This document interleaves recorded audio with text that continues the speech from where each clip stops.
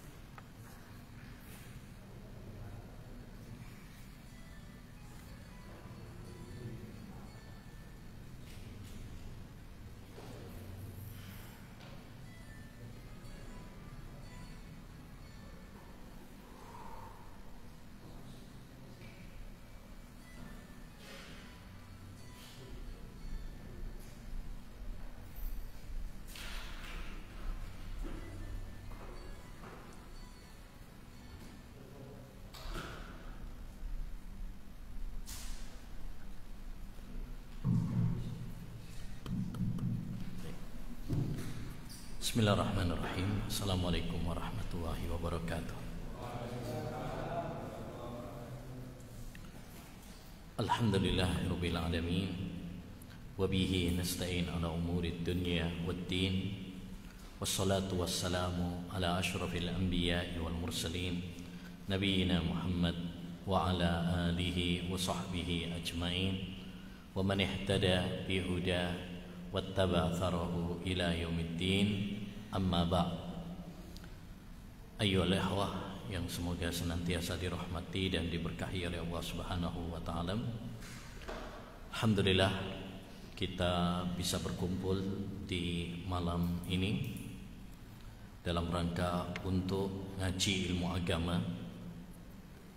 Dan sebelum kita mulai kajian kita tentang hadis-hadis Nabi sallallahu alaihi wasallam, perlu kiranya kami ingatkan untuk diri kami pribadi dan untuk teman-teman sekalian bahwa besok adalah hari Arafah. Menurut keputusan pemerintah ya. Menurut keputusan pemerintah besok itu adalah hari Arafah karena hari rayanya adalah hari Ahad. Oleh karenanya kami mengingatkan kepada semuanya tentang keistimewaan hari Arafah. Hari Arafah itu hari yang sangat agung, hari yang sangat mulia, hari di mana Allah Subhanahu wa taala menyempurnakan agama Islam. Allah Subhanahu wa taala turunkan surat Al-Maidah ayat 3, Al-yauma akmaltu lakum dinakum. Pada hari ini telah aku sempurnakan agama kalian. Ayat ini diturunkan oleh Allah SWT kepada Nabi Muhammad SAW saat beliau wukuf di Arafah pada saat haji perpisahan. Ya. Dan ini menunjukkan kepada kita keistimewaan hari Arafah. Juga di antara keistimewaan hari Arafah, Allah Subhanahu wa taala ya mengampuni dosa-dosa hambanya, mengabulkan doa-doa hambanya, membebaskan mereka dari neraka. Ma min yaumin aktsaru min an yu'tika Allahu fihi 'abdahu minan nar min yaumi Arafah wa innahu la yadnu summa yubahi bihimul malaika fayaqul ma arada haula. Tidak ada hari di mana Allah Subhanahu wa taala lebih banyak membebaskan hambanya dari neraka ketimbang di hari Arafah. Allah mendekat kepada hambanya, Allah bangga di hadapan para malaikatnya, dan Allah Subhanahu wa taala mengabulkan doa-doa mereka.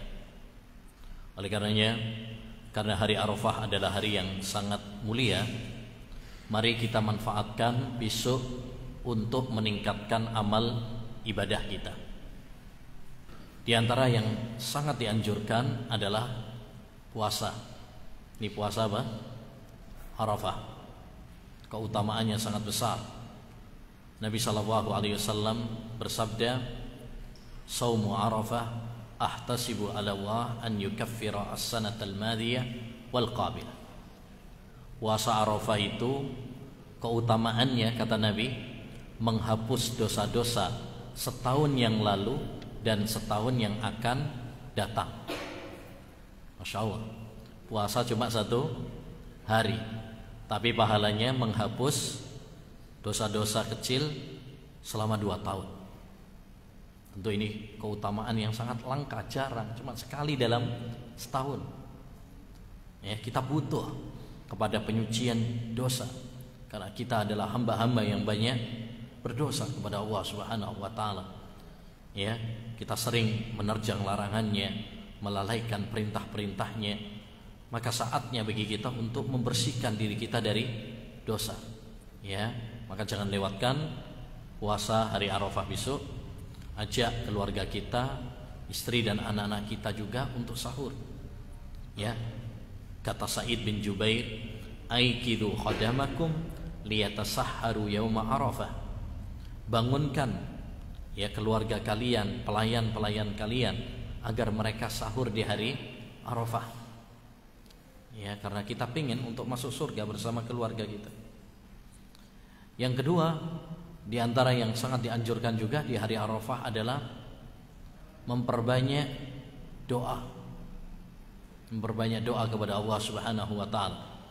Nabi bersabda, khairud du'ai du'a'u yaumi Arafah. Sebaik-baik doa adalah doa di hari Arafah. Sebaik-baik doa adalah doa yang dipanjatkan di hari Arafah. Maka perbanyak doa di hari yang mulia ini, yaitu hari Arafah. Ya, minta kepada Allah Subhanahu wa taala kebaikan-kebaikan dunia dan akhirat kita. Doakan juga orang-orang yang kita cinta, orang tua kita, keluarga kita, istri dan anak-anak kita, teman-teman kita, ustadz-ustadz kita, ya, dan seluruh kaum muslimin.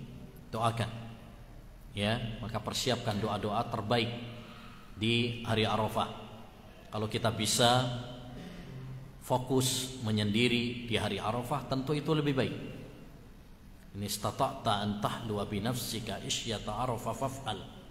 Jika kamu bisa untuk menyendiri, menyepi, untuk berdoa di hari Arafah, lakukanlah. Karena kalau sendirian menyepi itu biasanya lebih apa? Lebih khusyuk, lebih menghadirkan hati. Ya. Jadi kalau kita bisa berdoa dengan menyendiri, menyepi besok di hari Arafah, itu tentu lebih baik. Ya. Kemudian di antara yang sangat dianjurkan juga adalah memperbanyak zikir. Wa khairu ma qultu ana wan nabiyyuna min qabli la ilaha illallah wahdahu la syarikalah lahul mulku wa lahul hamd wa huwa ala kulli syai'in qadir. Perbanyak zikir ini. Ya. Nabi bersabda, sebaik-baik doa adalah doa di hari Arafah, dan sebaik-baik yang aku ucapkan, demikian juga para nabi sebelum saya, adalah kalimat tauhid. La ilaha illallah, tidak ada sesembahan yang berhak diibadahi kecuali hanya Allah saja. Tidak ada sekutu bagi Allah Subhanahu wa taala. Baginya kerajaan dan segala pujian, dan Allah Maha mampu atas segala sesuatu. Ini zikir yang dianjurkan bagi kita untuk memperbanyak, agar kita selalu ingat sama Allah Subhanahu wa taala. Dan yang dianjurkan juga di hari Arafah memperbanyak takbiran. Ya, takbiran, ya, itu sudah dimulai sejak awal Dzulhijjah, itu takbir secara mutlak. Tapi sejak besok hari Arafah dimulai takbir muqayyad setelah sholat. Jadi antum habis sholat, takbiran terlebih dahulu. Allahu akbar, Allahu akbar, Allahu akbar. La ilaha illallah, Allahu akbar, Allahu akbar walillahil hamd. Ya, dianjurkan untuk memperbanyak apa? Takbir, tahlil, tahmid. Nabi bersabda, ma ahalla muhillun wala kabbara mukabbirun illa busyira. Tidaklah seorang bertahlil dan bertakbir kecuali dia akan diberi kabar gembira. Qila bil jannah, apakah diberi kabar gembira dengan surga wahai Rasul? Qala na'am, iya. Ya, maka perbanyak zikir kepada Allah Subhanahu wa taala, perbanyak takbir, tahlil. Ini amalan yang ringan, yang mudah, tapi pahalanya sangat besar. Ya, sangat besar. Demikian juga kami ingatkan, ya, selain hari Arafah ada juga hari yang paling utama, yaitu tanggal 10, hari penyembelihan, hari raya Idul Adha, hari Al-Hajjul Akbar, haji besar. Ya, Nabi bersabda, a'zamul ayyami indallah yaumun nahri wa yaumul qar. Hari yang paling agung di sisi Allah adalah hari penyembelihan tanggal 10 dan hari Qar tanggal 11. Ya, maka tanggal 10 perbanyak ibadah kepada Allah juga. Di antaranya yang pertama adalah sholat Idul Adha. Rasulullah sangat menganjurkan bagi kita untuk melaksanakan sholat Idul Adha, karena ini syiar di antara syiar Islam. Di antara yang dianjurkan juga adalah berkorban. Fasholli li rabbika wanhar. Salatlah untuk Rabbmu dan menyembelihlah. 10 tahun Nabi di Madinah enggak pernah meninggalkan ibadah kurban. Ya. Di antara yang dianjurkan juga adalah bersenang-senang, bergembira, bersukacita di hari raya. Kata Al-Hafidz Ibnu Hajar Al-Asqalani, idharu as-surur yaumal id min sya'airiddin. Menampakkan kegembiraan di hari raya termasuk syiar di antara syiar-syiar agama. Ya, maka tampakkan kegembiraan kita, jangan malah menampakkan kesedihan, ngeluh, ya. Termasuk kita dianjurkan bersenang-senang dengan daging, makan daging, nyate, ya, bikin pentol misalkan bareng-bareng, dianjurkan itu.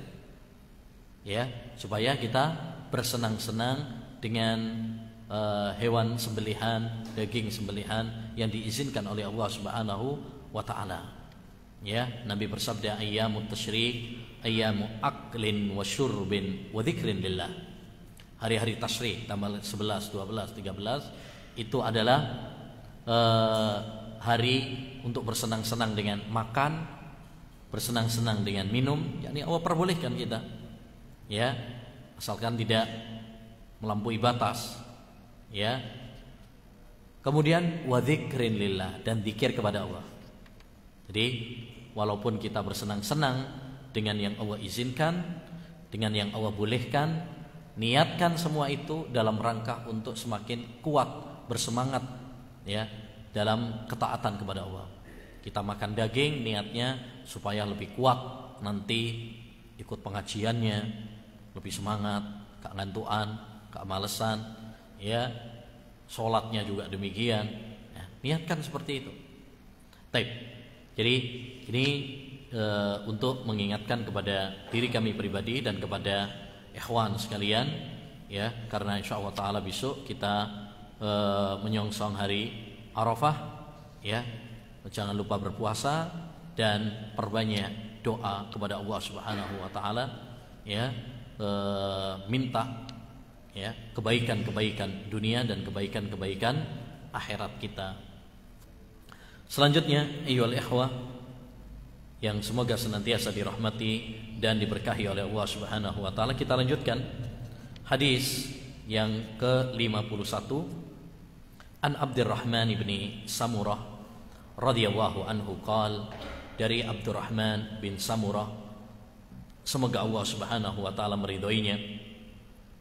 Qala, beliau mengatakan, qala li Rasulullah sallallahu alaihi wasallam, Rasulullah sallallahu alaihi wasallam bersabda, ya Abdurrahman ibn Samurah, wahai Abdurrahman bin Samurah, dipanggil namanya,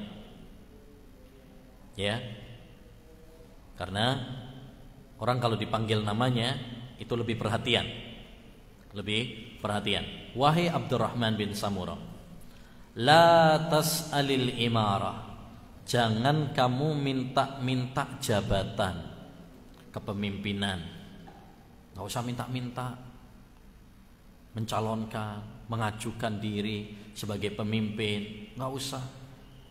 Fa innaka in u'titaha an mas'alatin wukilta ilaiha, karena kalau kamu mendapatkan jabatan karena kamu yang minta, maka kamu akan serahkan kepada dirimu. Maksudnya tidak dibantu sama Allah Subhanahu wa taala, tidak ditolong sama Allah Subhanahu wa taala. Wa in utitaha an ghairi mas'alatin u'inta 'alaiha. Tapi kalau kamu mendapatkan jabatan itu enggak pakai minta, maka nanti kamu akan diberi pertolongan oleh Allah dalam menjalankan amanat kepemimpinan. Kemudian kata Nabi, wa idza halafta 'ala yaminin fara'aita ghairaha khairan minha. Kalau kamu bersumpah dengan suatu sumpah, ternyata kamu mendapati ada yang lebih baik daripada sumpah tersebut, fa'til ladzi huwa khair, maka kerjakan yang lebih baik tadi, wa kaffir an yaminik, dan bayarlah kafarah untuk sumpahmu. Hadis ini memiliki dua pembahasan penting. Pembahasan yang pertama yaitu larangan minta-minta apa? Jabatan. Ya, minta-minta jabatan. Kenapa? Karena orang yang minta-minta jabatan berarti dia itu rakus jabatan. Dan rakus terhadap jabatan itu berbahaya. Karena orang kalau sudah rakus kepada jabatan, tahta, kepemimpinan, ya, maka dia biasanya akan menghalalkan segala cara. Makanya Nabi mengatakan, madi bani ja'iani ursila ila ghanam bi afsadalaha min hirsil mar'i alal mali wasyarafi lidini. Tidaklah dua serigala yang dilepaskan kepada domba padahal dia kelaparan lebih berbahaya daripada ya rakusnya manusia kepada harta dan jabatan. Lihat saja, orang itu kalau sudah rakus jabatan, dia akan melakukan segala apa? Cara, nggak peduli halal atau haram. Sing penting pokoknya menang. Dia mungkin akan melakukan ritual-ritual. Dia mungkin akan kembah dukun. Dia mungkin akan nyogok sana, nyogok sini, serangan fajar, ya kan? Dia mungkin akan ngasih janji-janji palsu, bohong, ya kan? Nah, seperti yang banyak kita jumpai pada para politikus zaman sekarang. Pas kampanye, oh janjinya gini-gini. Pas wis dadi temenan, lali, ya, lali. Nah, banyak yang ingkar apa? Janji. Makanya Nabi SAW melarang kita dari rakus kepada jabatan. Kita nggak usah minta-minta, nggak usah rakus. Tapi kalau kita itu diangkat, ya, banyak orang-orang menginginkan kita yang sebagai pemimpin, ya, insya Allah kita akan diberi apa? Kemudahan, pertolongan oleh Allah Subhanahu wa taala. Tapi kalau kita ini yang rakus, yang minta, kita nanti malah nggak ditolong sama Allah Subhanahu wa taala. Jadi ini yang pertama, ya, hadis ini menunjukkan kepada kita jangan minta-minta apa? Jabatan. Jangan rakus kepada jabatan. Karena orang kalau rakus kepada jabatan, dia akan menghalalkan segala cara, dan yang kedua, ya, dia nggak akan mendapatkan pertolongan dari Allah Subhanahu wa taala. Yang kedua, hadis ini menunjukkan kepada kita agar kita menjaga sumpah kita. Allah berfirman, wahfadhu aimanakum, jagalah sumpah-sumpah kalian. Menjaga sumpah itu ada 3 macam makna. Yang pertama, jangan sering-sering sumpah. Ini makna yang pertama. Jangan sering-sering sumpah. Titik-titik sumpah. Wallahi aku arep pengajian. Wallahi arep mangan. Ya, wallahi arep ke toilet.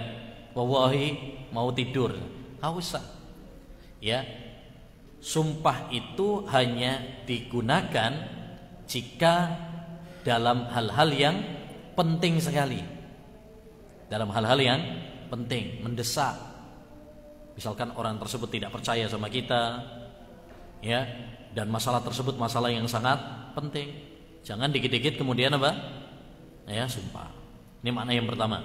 Makna yang kedua, kalau kita bersumpah maka wajib bagi kita untuk melaksanakan sumpah tersebut, selagi sumpah tersebut tidak maksiat kepada Allah Subhanahu wa taala. Ya, jangan kita bersumpah kemudian kita mengingkarinya, tidak melaksanakannya. Ini yang pertama. Yang kedua, yang ketiga, kalau kita bersumpah kemudian kita tidak melaksanakannya, maka hendaknya bagi kita untuk membayar kafarah sumpah. Ya, kafarah sumpah, memerdekakan budak, ya, kemudian memberi makan kepada orang miskin dan berpuasa. Pilihan, ya. Ini kafarah sumpah. Intinya, ya, dalam hadis yang mulia ini adalah anjuran dari Nabi Shallallahu Alaihi Wasallam agar kita menjaga sumpah. Hati-hati, jangan sering-sering bersumpah. Kalau sudah bersumpah, maka laksanakan selama itu bukan sumpah yang maksiat. Yang ketiga, kalau memang kita tidak melaksanakan sumpah, maka hendaknya bagi kita untuk membayar kafarah, ya, membayar kafarah. Baik. Hadis yang selanjutnya, hadis yang ke-52, an Aisyah radhiyallahu anha qalat, dari Aisyah, semoga Allah meridhoinya, beliau mengatakan, Aisyah istrinya Nabi, berarti ibunda orang-orang yang beriman. Karena semua istri Nabi itu adalah ibunda bagi orang-orang yang beriman. Wa azwajuhu ummahatuhum. Istri-istri Nabi itu adalah ibunda bagi orang-orang yang beriman. Ya. Qalat, beliau mengatakan, qala Rasulullah sallallahu alaihi wasallam, Rasulullah SAW bersabda, man nadara ayyuti Allah falyuti'hu. Siapa yang bernadar dan nadarnya adalah ketaatan kepada Allah, maka hendaknya dia taat kepada Allah, yakni melaksanakan nadar tersebut. Wa man nadara an ya'siyallaha fala ya'sihi. Dan barang siapa yang bernadar yang nadarnya isinya maksiat kepada Allah SWT, maka janganlah dia bermaksiat kepada Allah. Nadar, ini hadis ini berkaitan dengan nadar. Apa sih nadar itu? Nadar artinya mewajibkan kepada diri sendiri, ya, suatu hal yang hukum asalnya tidak wajib. Contoh, misalkan ada orang mengatakan, saya bernadar tahun ini saya akan iktikaf, misalkan. Hukum iktikaf aslinya adalah sunnah, tapi orang ini mewajibkan dirinya, saya bernadar saya akan iktikaf. Berarti wajib bagi orang tersebut untuk melaksanakan apa? Nadar. Walaupun iktikaf hukum asalnya enggak wajib, tapi dia sendiri yang mewajibkan pada dirinya. Ini namanya nadar. Dan nadar bisa secara mutlak dan bisa karena sebab. Mutlak, misalkan dia mengatakan seperti tadi, saya bernadar tahun ini saya akan umrah, saya bernadar tahun ini saya akan iktikaf, ya, nggak ada sebabnya. Yang kedua, orang nadar karena ada sebab. Misalkan, kalau saya lulus, saya akan umrah. Kalau saya sembuh dari sakit ini, saya akan, ya, iktikaf, misalkan. Itu berarti apa? Digantungkan. Kalau, ya, dengan sebab dia sembuh, dengan sebab dia lulus, ya. Kalau saya jadi nikah tahun ini, nah, misalkan, nah, kalau ternyata lamaran saya diterima, nah, saya akan umroh bareng, misalkan. Wah. Berarti ini apa? Namanya apa? Nadar. Nadar. Baik. Nabi mengatakan, kalau nadarnya tersebut adalah ketaatan, wajib melaksanakan nadarnya. Perhatikan, orang bernadar itu nggak wajib. Bahkan para ulama mengatakan makruh orang bernadar itu. Tapi kalau dia sudah bernadar, maka hukumnya menjadi apa? Wajib untuk melaksanakan. Contoh, orang tadi misalkan mengatakan, saya bernadar kalau saya sembuh saya akan umroh. Ucapan seperti ini pada dasarnya apa? Makruh. Kita nggak perlu sebenarnya bernadar itu nggak perlu. Kenapa? Karena orang yang bernadar itu menandakan dia pelit. Seakan-akan kalau nggak sembuh berarti nanti nggak itikaf. Kalau nggak lulus berarti nggak umroh misalkan. Kalau ada orang mengatakan kalau saya lulus saya akan umroh, berarti kalau nggak lulus nggak umroh, kan gitu. Berarti pelit wong iku aslinya. Ya, nah, aslinya orang memulai nadar itu nggak bagus. Tapi kalau sudah kadung nadar dan nadarnya bukan maksiat, wajib untuk ya melaksanakan nadarnya. Jelas ya di sini ya. Jadi bedakan antara memulai nadar sama melaksanakan nadar. Memulai nadar makruh. Melaksanakan nadar yang bukan maksiat hukumnya wajib. Ya, Allah berfirman, "Yufuna bin nadri." Orang-orang yang beriman itu menunaikan nadar. Baik. Seperti tadi ya, kalau dia bernadar untuk umroh, kalau dia bernadar untuk itikaf, berarti apa? Wajib apa enggak melaksanakan nadarnya? Wajib. Karena itu ketaatan kepada Allah Subhanahu wa taala. Yang kedua, kalau nadarnya maksiat. Ya. Kalau saya lulus sekolah saya akan minum khamr sampai teler misalnya. Ya. Mendem sampai subuh misalnya. Berarti apa ini? Nadarnya nadar maksiat. Boleh dilaksanakan? Enggak boleh. Haram. Makanya kata Nabi tadi, "Wa man nadara an ya'siyallaha fala ya'sih." Barang siapa yang bernadar untuk maksiat kepada Allah, maka jangan dia bermaksiat kepada Allah. Enggak boleh. Dan nanti dia diharuskan untuk membayar apa? Kafar. Baik. Selanjutnya hadis yang ke-53 An Aliyin radhiyallahu anhu qala, dari Ali bin Abi Thalib semoga Allah meridhoinya. Ali bin Abi Thalib menantunya Nabi, karena dia menikah dengan putrinya Nabi, siapa namanya? Fatimah. Nah, qala, beliau mengatakan, qala Rasulullah sallallahu alaihi wasallam, Rasulullah sallallahu alaihi wasallam bersabda, al-muslimuna tatakafa'u dima'uhum wa yas'a bidhimmatihim adnahum. Kaum muslimin itu ya setara darah mereka. Setara darah mereka. Maksudnya nyawa seorang muslim itu sama. Sama. Gak ada pilih kasihnya. Ini bunuh orang kaya, ya dikisos. Bunuh orang miskin, ya dikisos juga. Tahu ya? Jangan sampai nanti bunuh orang kaya, pateni. Bunuh orang miskin, bunuh orang bunuh orang miskin, dihukum.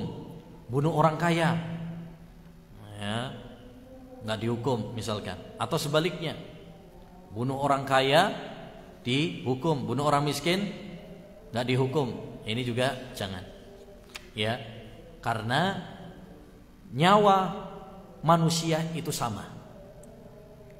Ya, orang kaya bunuh orang miskin, ya dibunuh. Orang miskin bunuh orang kaya, ya dibunuh juga, sama. Jadi setara. Sampean bunuh presiden, ya dibunuh. Presiden bunuh rakyat, ya dibunuh juga. Ya, itu kalau di dalam agama Islam, ya. Kalau dalam agama Islam. Kenapa? Karena nyawanya itu setara hukumnya. Ya, setara. Tidak ada perbedaan. Ya, tidak ada perbedaan. Selama yang dibunuh adalah muslim. Ya. Nah, hadis ini menunjukkan kepada kita, pertama, masalah nyawa itu masalah yang sangat berat. Ya, kita tidak boleh menumpahkan darah, membunuh nyawa kecuali dengan alasan yang benar. Makanya Nabi mengatakan, la yahillu damu mri'in muslimin illa bi ihda salas. Tidak halal darah seorang muslim kecuali dengan alasan yang benar. Ya. Makanya dosa paling besar setelah syirik itu dosa membunuh. Maka hati-hati dari dosa membunuh. Ini dosa paling besar setelah kesyirikan kepada Allah Subhanahu wa taala. Bahkan Nabi pernah bersabda, la zawalud dunya wa ma fiha ahwanu indallah min qatli muslimin bighairi haq. Hancurnya dunia beserta isinya itu lebih ringan di sisi Allah daripada terbunuhnya nyawa seorang muslim tanpa alasan yang benar. Bahkan disebutkan di dalam hadis, besok nanti ada orang yang dibunuh itu, besok pada hari kiamat akan membawa kepala dirinya dan kepala pembunuhnya, sedangkan lehernya bersimbah darah. Kemudian dia mengadu kepada Allah Subhanahu wa taala, Rabbi sal hadza lima qatalani. Ya Allah, tanyakan kepada orang ini kenapa dia bunuh saya dulu. Apa salah saya? Kenapa dia bunuh saya? Nanti dituntut oleh Allah Subhanahu wa taala. Baik. Selanjutnya, hadis yang selanjutnya dari Ali bin Abi Thalib juga, qala Rasulullah sallallahu alaihi wasallam, la ta'ata fi ma'siyah, innamat ta'atu fil ma'ruf. Nabi sallallahu alaihi wasallam bersabda, tidak ada ketaatan di dalam maksiat. Sesungguhnya ketaatan itu dalam perkara yang baik. Hadis ini menunjukkan kepada kita satu, ya, tidak ada ketaatan dalam hal yang maksiat. Siapapun, orang tua kita nyuruh kita maksiat, nggak boleh ditaati. Guru kita nyuruh kita maksiat, nggak boleh ditaati.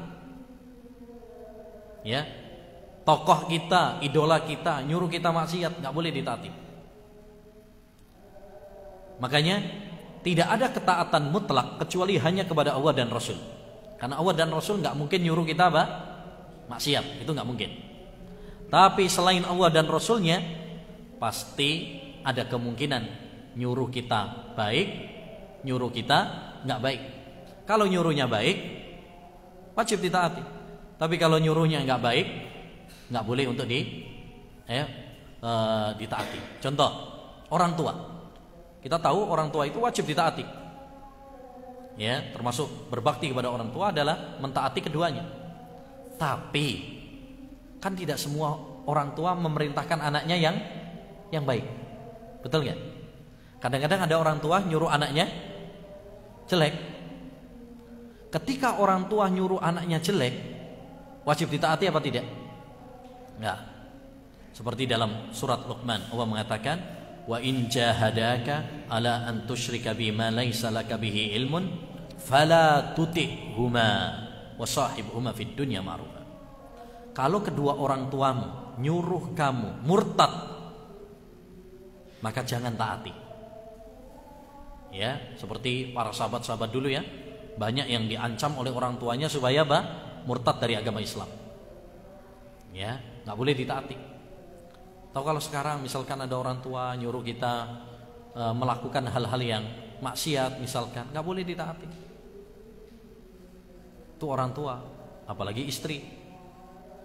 Istri misalkan nyuruh yang maksiat, nyuruh korupsi, nyuruh maling misalkan. Ya apa mas, gak duit mas. Nah, maling nggak apa-apa. Nah, atau korupsi nggak apa-apa. Ya. Atau nyuruh cukur jenggot misalkan, alasannya apa? Disuruh istri. Nah, suami takut istri. Nah, ya, nggak boleh ditaati. Begitu juga pemimpin. Pemimpin kalau nyuruh yang maksiat nggak boleh ditaati. Walaupun pemimpin, kita aslinya wajib taat kepada pemimpin. Tapi kalau memerintahkannya maksiat nggak boleh ditaati. Ya. Suami nyuruh istri, aslinya wajib ditaati. Tapi kalau nyuruhnya yang maksiat, nggak boleh ditaati. Ya, nah itu. Karena ketaatan itu dalam perkara-perkara yang baik. Perkara yang baik itu satu, perkara yang diperintahkan oleh Allah dan Rasulnya. Dua, perkara-perkara yang tidak dilarang. Walaupun nggak diperintahkan, tapi nggak dilarang dia, wajib bagi kita untuk taat. Contoh, sampean arek MBI dalam berlalu lintas wajib mengikuti aturan tata tertib lalu lintas, ya kan? Nah, peraturan lalu lintas itu ada perintahnya nggak dalam agama? Nggak ada. Tapi apakah itu maksiat? Enggak. Berarti wajib ditaati. Wajib ditaati. Ya. Jangan ono lampu merah bablas ya. Alasannya apa? Kok ono dalile mewajibkan suruh taat. Apa lampu merah itu enggak ada ya. Bid'ah itu. Misalnya. Ya. Zaman Nabi biyen gak atik ngene-ngene ya. Ya kan? Los gak rewel wis. Gaspol. Ya. Enggak juga. Ya. Betul itu enggak ada perintahnya, tapi itu juga bukan maksiat. Makanya perintah pemimpin terbagi menjadi 3. 1, kalau pemimpin nyuruh kita maksiat, enggak boleh ditaati. 2, kalau pemimpin nyuruh kita yang baik yang diperintahkan oleh Allah dan Rasulnya, wajib ditaati. Yang ketiga, perintah pemimpin yang tidak ada perintahnya dalam agama, tapi enggak ada larangannya juga. Maksiat enggak, tapi dianjurkan juga enggak. Ya kan? Seperti tadi peraturan lalu lintas misalkan. Atau kalau dalam masalah nikah, peraturan wajib dicatat di KUA. Dulu zaman Nabi pakai pencatatan KUA apa enggak? Enggak ada. Pokoknya ono wali saksi beres wis. Enggak ada catat dulu sama mudin. Ya, saya ngenteni Abu Bakar mudine misalnya. Enggak, dulu enggak ada gitu-gituan. Sepenting pokoknya suka sama suka, ada wali, ada saksi, mahar, beres. Enggak pakai dicatat. Kalau sekarang peraturan pemerintah harus dicatat. Ini memang enggak ada dalilnya. Tapi apakah ini maksiat? Enggak juga. Ya, ini untuk administrasi sebagai bukti nanti kalau ya di suatu saat kok kemudian terjadi apa? Konflik. Tahu-tahu ternyata sing lanang ngomong, "Kapan aku nikah karo sampean?" Nah, ya. Wis udah malam pertama baru diingkari. Nah, akhirnya nanti kalau nggak ada bukti, biasanya yang paling sengsara, yang paling rugi itu adalah siapa? Perempuan. Ya, yang perempuan. Jadi supaya tidak ada yang terdolimi. Ya. Nah, jadi peraturan pemimpin itu terbagi menjadi 3. Selama itu bukan maksiat, wajib bagi kita untuk apa? Mentaatinya. Baik. Selanjutnya,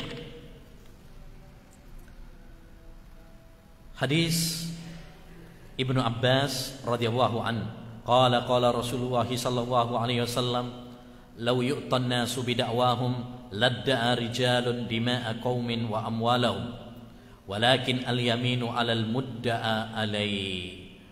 Wa fi lafdhin al-bayyinatu 'alal mudda'i wal yaminu 'ala man ankar. Andaikan semua manusia itu diterima pengakuan mereka, maka mereka akan mengaku macam-macam. Ya, mengaku darah suatu kaum dan harta mereka. Tetapi sumpah ya bagi bukti bagi yang menuduh dan sumpah bagi yang mengingkari. Hadis ini berkaitan tentang peradilan. Ya, kita tahu bahwasanya dalam hukum sengketa itu kan biasanya dikembalikan kepada apa? Pengadilan gitu ya. Nah, terjadi sengketa. Ya. Akhirnya dibawa kepada hakim. Dibawa kepada pengadilan untuk diputuskan siapa yang benar dan siapa yang salah. Ya, dalam hadis ini Nabi mengatakan, andaikan semua pengakuan orang itu diterima, nanti orang akan macam-macam nuduhnya. Ya. Kalau nggak pakai bukti, asal ngomong begitu saja, nanti orang bisa sembarangan nuduh. Misalkan bapak dia meninggal, terus Dia ngomong, siapa yang bunuh? Wah, ini tetangga saya. Iku ketok iku wis. Buktinya apa? Gak ngerti sih. Kok ono buktine, cuma kelihatan nih. Atau alasannya misalkan kehilangan, sepeda motor hilang. Ya, akhirnya nuduh temennya yang ngambil. Loh, sampean nuduh temen sampean yang ngambil, apa buktinya? Saya nggak punya bukti, tapi aku mimpi tadi malam. Mimpi teman saya ini yang ngambil. Bisa nggak itu dijadikan sebagai bukti? Nggak bisa. Sampai nangani polisi, alasan yang ngono diguyut tak ambil. Ya. Bagi yang menuduh harus mendatangkan apa? Bukti. Karena kalau cuma sekedar menuduh, nggak ada bukti, semua orang juga bisa. Semua orang bisa. Nanti yang terjadi adalah kekacauan. Ada orang meninggal, oh itu yang bunuh, oh itu yang maling. Maka harus ada bukti. Siapa yang menuduh, dialah yang dituntut untuk mendatangkan bukti. Adapun yang tertuduh, cukup bagi dia untuk mengingkari. Dia nggak harus mendatangkan bukti. Misalkan ada orang nuduh saya mencuri, misalkan. Siapa yang wajib untuk mendatangkan bukti? Yang nuduh.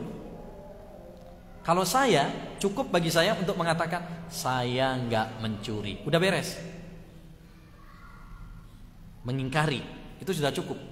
Sumpah itu, wallahi saya tidak mencuri. Itu sudah cukup. Tapi bagi yang menuduh saya, dia wajib untuk mendatangkan apa? Buktinya.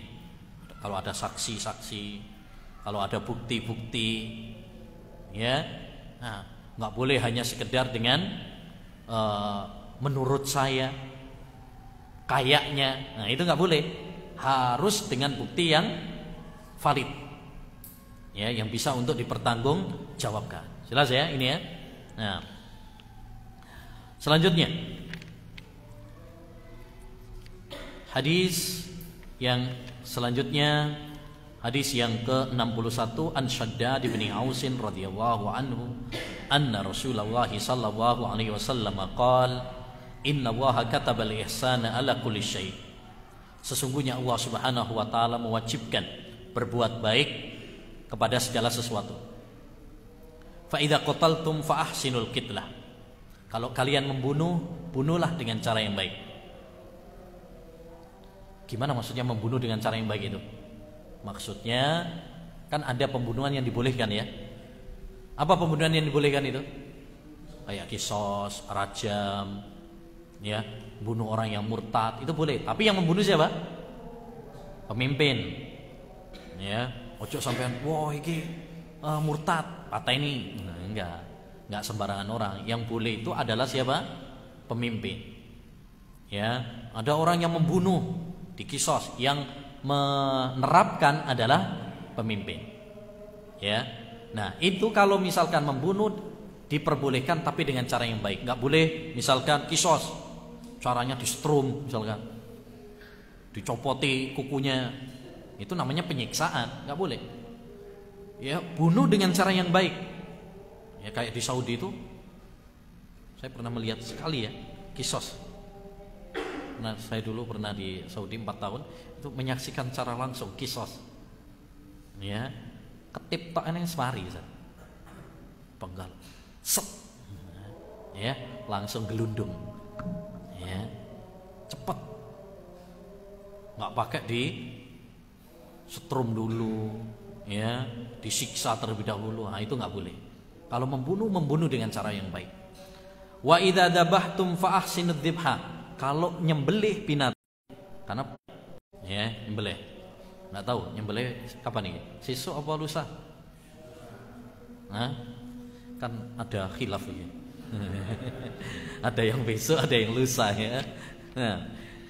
Nah, intinya kalau pas hari raya terus nyembelih, baik ibadah kurban atau nyembelih yang lain, ya, maka sembelihlah dengan cara yang baik. Maksudnya menyembelih dengan cara yang baik bagaimana? Diteruskan di dalam hadis. Wal yuhidda ahadukum syafratahu wal yurih dabihatahu. tajamkan pisaunya dan senangkan hewannya. Ya, tajamkan dulu, diasah, cari yang tajam. Ojo tumpul dipakai, karaten dipakai, itu nyiksa nanti, nggak boleh. Penyiksaan kepada binatang, ditajamin dulu. Tapi ingat, kalau kita najamkan, jangan di depan binatangnya, jangan diperlihatkan. Ini termasuk kesalahan orang yang nyembelih adalah ketika dia mengasah atau ketika nyembelih itu dilihat sama hewan temennya. Nah, itu nggak boleh. Ya, caranya bagaimana? Ya, ambil dari jauh, misalkan kambingnya ditaruh sana semuanya, tempat penyembelihannya sini. Nah, yang mau disembelih baru dibawa ke sini dulu. Yang lainnya nggak lihat. Ya, kadang kan nyembelih, terus ada kambing yang di situ ngelihat, nggak boleh itu. Nabi pernah melihat ada orang yang seperti itu, ditegur oleh Nabi. Aturiduhu antumitahu marratain, apakah kamu pengen bunuh dia 2 kali? Dia baru ngelihat aja udah mati itu. Mati sebelum mati. Kenapa? Tersiksa. Makanya pernah lihat nggak ada sapi atau kambing karena dia lihat temennya disembelih nangis di situ. Ya, jadi nggak boleh. Ya, tapi tajamkan, jangan tumpul, jangan karatan. Wal yurih dzabihatahu, senangkan hewannya. Maksudnya diperlakukan dengan apa? Baik. Ojo dibanting, diinjek-injek, diseret. Nah, ini kadang-kadang sebagian ketika nyembelih ini kadang nggak benar. Kadang dibanting, kadang diseret, kadang diinjek-injek. Terutama sapi biasanya, ya. Nah, ini nggak boleh. Kita harus menyayangi binatang, tapi menyayanginya tidak berlebih-lebihan. Banyak orang terhadap binatang itu ada 3 golongan. Ada yang berlebih-lebihan kepada binatang, kayak orang-orang kafir, itu berlebih-lebihan sama binatang, terutama anjing ya. Nah, wonge kurang adus, anjingnya wis diadusi. Nah, iya kan? Nah, dibeliin itu, dibeliin, mas, punya kamar khusus, punya sisir, punya cermin, ya. Nah itu. Bahkan kayak di barat itu ada sekolahan khusus untuk anjing, sekolahan. Bahkan anjing pun di sana mendapatkan warisan. Nemen nih, berlebih-lebihan kepada binatang. Ini nggak benar. Tapi kita juga nggak boleh menyiksa binatang, nggak boleh. Udzibat imra'atun fi hirratin. Ada seorang wanita yang disiksa gara-gara apa? Kucing. Dia punya kucing tapi nggak dikasih apa? Makan, sehingga mati. Itu juga nggak boleh. Ya, nggak boleh. Kita menyiksa binatang nggak boleh. Berlebih-lebihan kepada binatang juga nggak boleh. Terus bagaimana Ustaz? Ya, kita berbuat baik kepada binatang. Jangan menyiksa binatang, tapi kita nggak boleh berlebih-lebihan. Ya, nggak boleh berlebih-lebihan kepada apa? Binatang. Intinya hadis ini menganjurkan kepada kita untuk berbuat baik. Bayangkan, kepada hewan saja kita diperintahkan untuk berbuat baik, apalagi sama manusia. Kalau sama binatang saja kita dianjurkan untuk berbuat baik, apalagi sama manusia. Maka hendaknya bagi kita untuk berbuat baik kepada orang.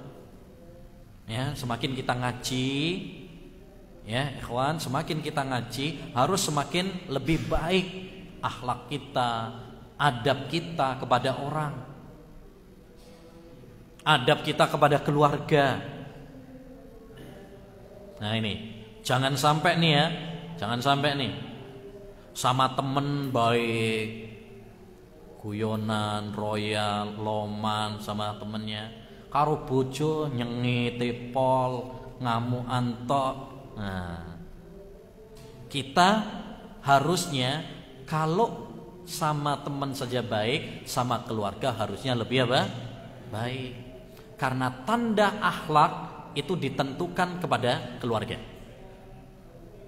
Makanya Nabi mengatakan khairukum khairukum li ahlihi. Orang yang paling baik akhlaknya adalah yang paling baik akhlaknya sama keluarga. Insya Allah kalau sama keluarga baik, sama yang lainnya pun apa? Baik. Tapi kalau sama teman baik, belum tentu sama keluarga baik. Kan banyak orang kalau sama teman baik, tapi sama keluarganya, nah, kucing aja wedir deh, bubar, takut sama dia. Ya. Maka kita harus baik sama temannya, baik sama keluarga, harus lebih baik. Ya, harus lebih baik. Jangan terbalik. Kenapa Nabi kok mengatakan orang yang paling baik akhlaknya adalah sama keluarga?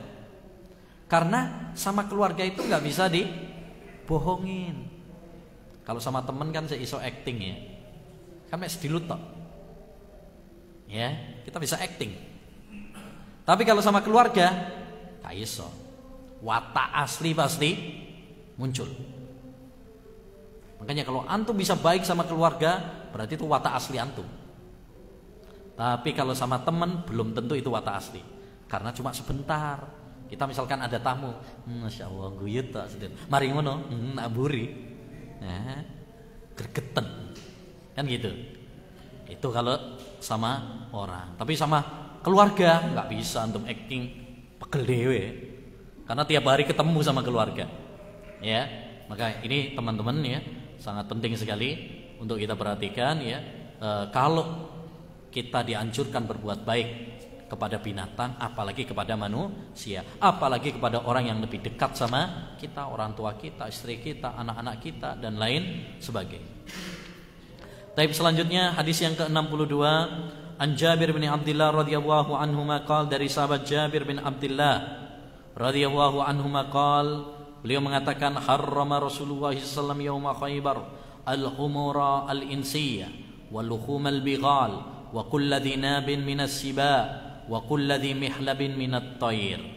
Rasulullah SAW mengharamkan pada perang Khaibar ya al-khumur al-insiyah, keledai jinak, wal luhum al-bighal, daging bighal. Bighal itu adalah peranakan kuda dan keledai. Wa kullu dhinabin minas siba, makan daging binatang buas, ya kayak serigala, macan, ya, apa lagi? Kera, misalkan ular. Taib. Wa kullu dhi mihlabin minat tayr, dan kuku yang berkuku tajam. Ya, apa? Burung yang berkuku tajam. Seperti elang misalkan.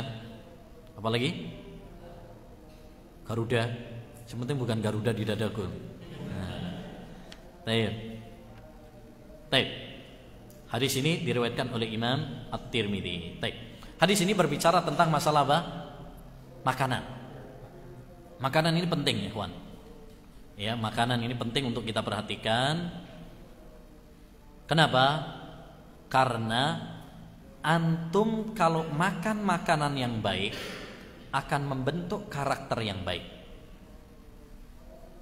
Kalau makanannya halal, ya, akan membentuk pribadi yang baik.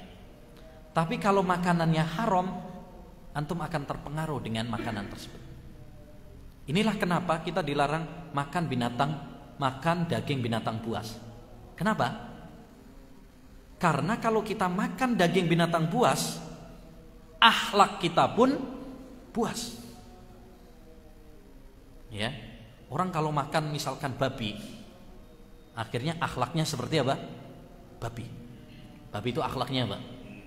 Satu, ya, jorok. Babi. Makanya sampean kalau ngasih makan babi, ngasih yang enak-enak nggak mau dia. Coba aja. Sampean kasih soto kero gelem, kayak rawon kero gelem, sate kero gelem.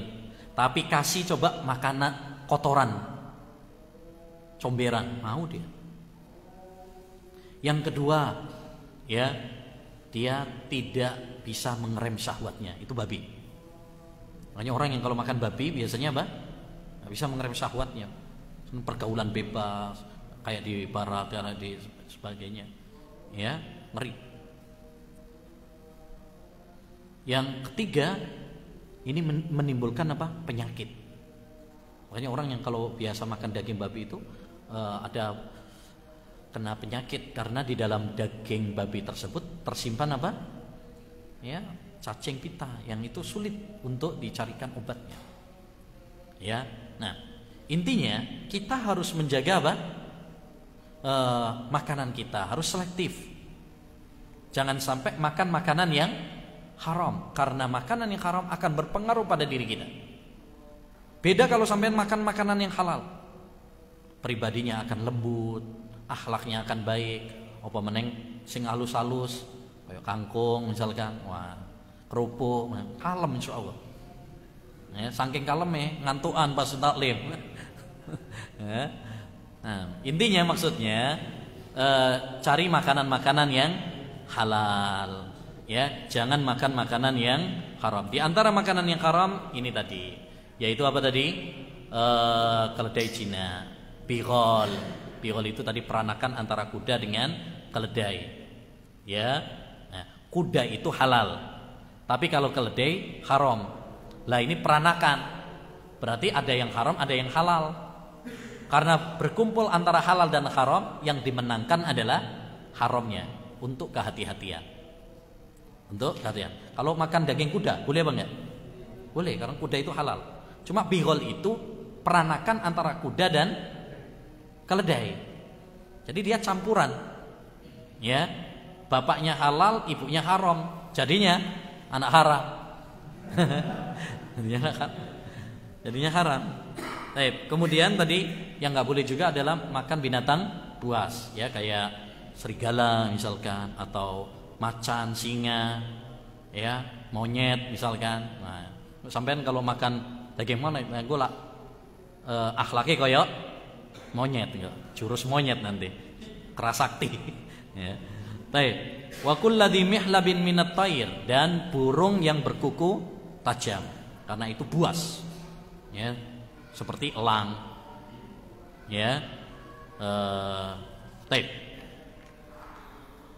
Selanjutnya, hadis yang ke-63, an Ibnu Abbas radhiyallahu anhuma qala Rasulullah sallallahu alaihi wasallam. Rasulullah sallallahu alaihi wasallam bersabda, la'anallahu al-mutasabbihina minar rijali bin nisa wal mutasabbihati minan nisa'i bir rijal. Allah melaknat, ya, laki-laki yang menyerupai perempuan dan perempuan yang menyerupai laki-laki. Nah, ini penting nih. Allah melaknat itu artinya apa? Menjauhkan dari rahmat. Ya, menjauhkan dari rahmat. Nah, kalau Allah sudah menjauhkan dari rahmat, ya berarti murka, ngamuk. Ya. Nah, dan ini tandanya bahwa dosa itu dosa besar. Karena patokan dosa besar adalah setiap dosa yang ada hukumannya secara khusus di dunia atau ada ancamannya di akhirat, seperti laknat, diancam tidak masuk surga, diancam dengan neraka dan sebagainya, maka itu adalah dosa besar. Baik, hadis ini menunjukkan kepada kita bahwa hukum asal masalah dunia itu adalah halal, kecuali yang diharamkan oleh Allah Subhanahu wa taala. Ya, termasuk dalam hal ini adalah apabila laki-laki menyerupai perempuan atau perempuan menyerupai laki-laki. Jadi ini kaidah, ya. Kalau tadi juga kaidah dalam masalah makanan. Hukum masalah makanan adalah halal, kecuali kalau ada dalil yang mengharamkan. Ini penting nih, kaidah seperti ini harus kita pahami. Supaya kita nanti gampang. Sampean kalau misalkan ditanya, apa hukumnya tahu tempe? Halal. Loh, mana dalilnya? At-tempe halal misalkan. Ya, at-tahu halal misalkan. Al-kerupuk halal. Nah, kan enggak ada. Ya, itu masalah dunia. Hukum asal masalah dunia adalah halal. Kecuali kalau ada dalil yang mengharamkan, kayak tadi misalkan binatang buas, ada dalilnya yang mengharamkan. Nah, karena kalau dituntut satu persatu dalilnya, ya kok ono, Mas. Karena banyak makanan, minuman yang dulu zaman Nabi enggak ada. Kopi misalkan, zaman Nabi biyen ono kopi apa enggak? Enggak ono, Nggak ada. Makanya kalau ada hadis tentang kopi, palsu itu. Orang bikin-bikin hadis tentang kopi. Man mata wa fi batnihi syai'un minal qahwa, ya, lam tamassahun nar.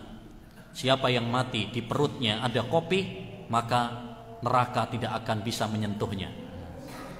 Enak enak ya. Tiba hadisnya palsu, ya. Kopi itu nggak ada di zaman Nabi, nggak ada. Ya, banyak minuman-minuman nggak ada di zaman Nabi, tapi halal karena memang itu masalah dunia. Ya, ini juga demikian. Hukum asal masalah pakaian, hukum asal masalah penampilan, hukum asalnya boleh, kecuali kalau ada dalil yang mengharamkan.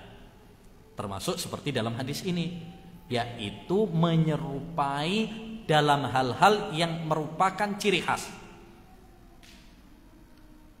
Laki-laki menyerupai perempuan dalam hal ciri khas, nggak boleh. Ciri khas perempuan pakai jilbab misalkan, ono wong lanang pakai cadar, oleh apa gak? Ninja, nggak boleh, karena itu ciri khasnya perempuan. Ada laki-laki, nah ini juga nih kadang-kadang ada yang ya seperti itu, pakai apa? Anting-anting, kalung, ya, misalkan gelang, boleh apa enggak? Enggak boleh. Itu ciri khasnya perempuan. Laki-laki enggak perlu gitu-gitu, ya, enggak perlu. Itu ciri khasnya perempuan. Makanya Islam membedakan. Kalau perempuan boleh pakai emas, ya, anting-anting emas, kalung emas, cincin emas. Kalau laki-laki nggak perlu, karena laki-laki itu sudah emas, kan dipanggilnya apa? Mas. Jadi nggak perlu emas, itu nggak perlu. Ya, nah, jadi ya itu ciri khasnya laki-laki. Ya, ciri khasnya perempuan nggak boleh laki-laki ngikut. Begitu juga sebaliknya, kalau itu ciri khasnya laki-laki, maka perempuan nggak boleh niru. Contoh, pakai sepeda motor ninja, itu ciri khasnya laki-laki. Kok ada perempuan pakai sepeda motor ninja? Boleh apa enggak? Nggak boleh. Apa maneng ninja bisa sing make? Wis cadaran pakai sepeda motor ninja. Ninja naik ninja. Nggak boleh. Ya, kadang pernah ada sepeda motor cadaran pakai sepeda motor balap pisan. Wah, ini tomboy. Ya. Nah, itu nggak boleh ya. Kalau itu ciri khasnya laki-laki, maka nggak boleh perempuan.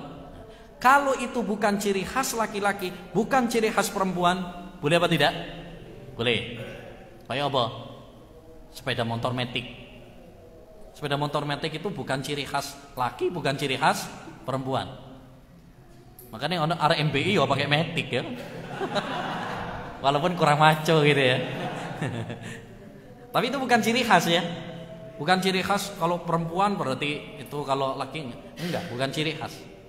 Buktinya banyak laki-laki yang juga masih pakai apa? Matic misalkan. Sandal jepit, ciri khas laki-laki atau perempuan? Nah, dua-duanya pakai, ya kan?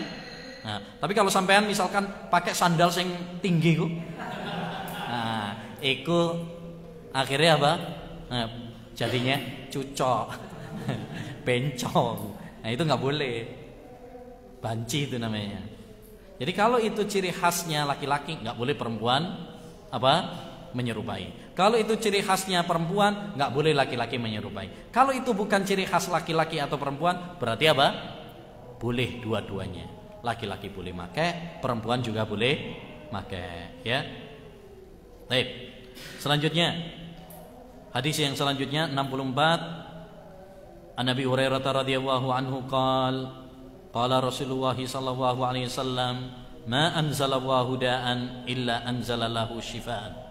Tidaklah Allah Subhanahu wa taala menurunkan suatu penyakit kecuali Allah Subhanahu wa taala menurunkan juga apa? obatnya. Nah, ini kabar gembira kalau kita sakit atau keluarga kita sakit, jangan pesimis. Beri kabar gembira dengan hadis ini. Tidak ada satu penyakit pun kecuali pasti akan ada obatnya. Cuma obat itu ada yang diketahui, ada yang tidak diketahui. Makanya dokter kan terus mengembangkan penelitiannya. Kadang menemukan, kadang belum ditemukan. Kalau belum ditemukan bukan berarti nggak ada obatnya, belum nemu, belum nemu. Jadi ini penting sebagai kabar gembira bagi kita. Kalau sakit, percayalah bahwa semua penyakit itu pasti ada obatnya. Dan ini anjuran juga bagi kita untuk mencari, berusaha berobat, ya. Untuk kalau kita sakit misalkan, cari berobat. Karena Islam itu menganjurkan kita untuk hidup sehat. Ya, makanya kita dianjurkan menjaga kesehatan kita dari dua sisi. Pertama, sebelum kita sakit, jaga kebersihan, jaga pola makan. Tak boleh makan banyak-banyak, gitu kan? Jaga pola tidur, jaga pola hidup, ojo kakean pola. Nah, itu syarat-syarat hidup sehat, ya. Yang kedua, kalau kita sudah sakit dianjurkan untuk apa? Berobat. Jadi sebelum sakit kita dianjurkan menjaga kesehatan. Setelah sakit kita dianjurkan untuk berobat, ya. Nah, jebir lagi.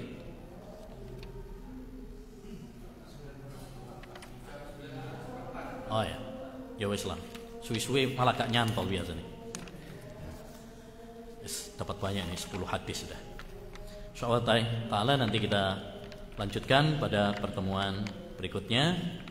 Wabillahi taufik. Yang sebelum saya tutup, saya ingatkan kembali, jangan lupa besok untuk puasa hari Arafah, ya. Eman-eman kalau nggak puasa sampean, cuma sekali dalam seumur hidup. Belum tentu nanti ketemu Arafah lagi, ya kan, tahun depan. Ajak keluarga kita, istri, anak-anak kita untuk sahur, ya, untuk puasa Arafah, ya. Semoga Allah mengampuni dosa-dosa kita, ya. Kemudian yang kedua, perbanyak doa, ya. Perbanyak doa besok setelah sholat, doa, terutama waktu-waktu yang mustajab antara adzan dan qomat, ya, doa, ya. Terutama lagi setelah asar sampai menjelang maghrib, itu waktu yang paling mustajab di hari Arafah, ya. Nah, semakin akhir semakin mustajab, ya, semakin akhir semakin mustajab. Maka perbanyak doa, ya, dan perbanyak zikir. Zikir apa tadi? La ilaha illallah wahdahu la syarikalah lahul mulku wa lahul hamd wa huwa ala kulli syai'in qadir. Atau zikir-zikir yang lain. Takbiran itu sudah dimulai besok, takbir muqayyadnya, mulai sholat, setelah sholat takbiran, ya, takbiran itu sudah disyariatkan bagi kita, ya. Mari kita gunakan kesempatan besok untuk meningkatkan amal ibadah kita, puasa kita, baca Quran kita, zikir kita, doa kita, dan amal-amal kebajikan yang lainnya.